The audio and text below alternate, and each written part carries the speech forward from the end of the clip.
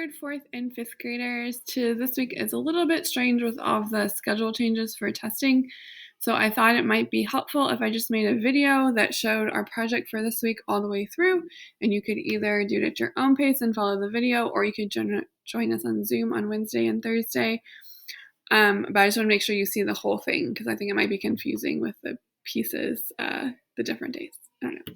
So basically, we're making a print this week. So we're going to make a stamp, and then you're going to stamp it 4 times to create a design.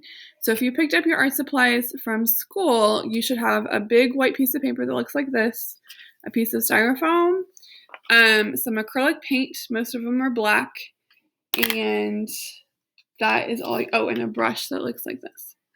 So the first thing you want to do is take your big white sheet of paper, and you want to make sort of an abstract design on it with lots of colors. So here's an example.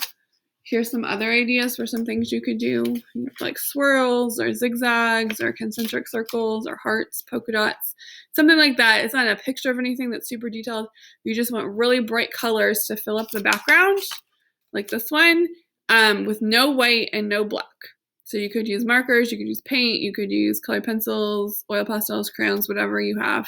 Take your big white square, cover it in color that's super bright, cover all the white, don't use any black.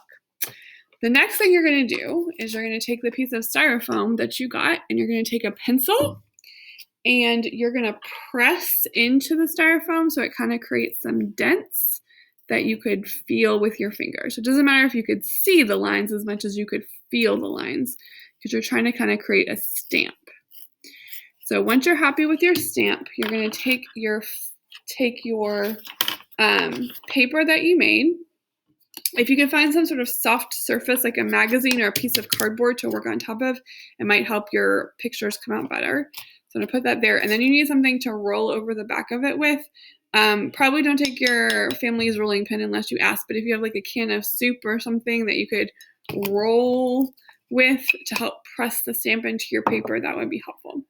So I have my paint, and I just need a very, very thin coat. So I'm just going to very barely touch the paint with the flat side of my brush like that, and just make sure it's really thin. We don't want it to go into the lines that we made.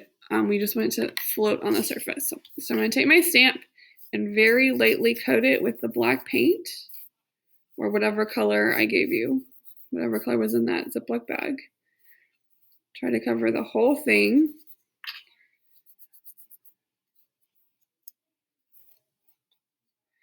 And then you're going to take it, flip it over, and stamp it onto your paper.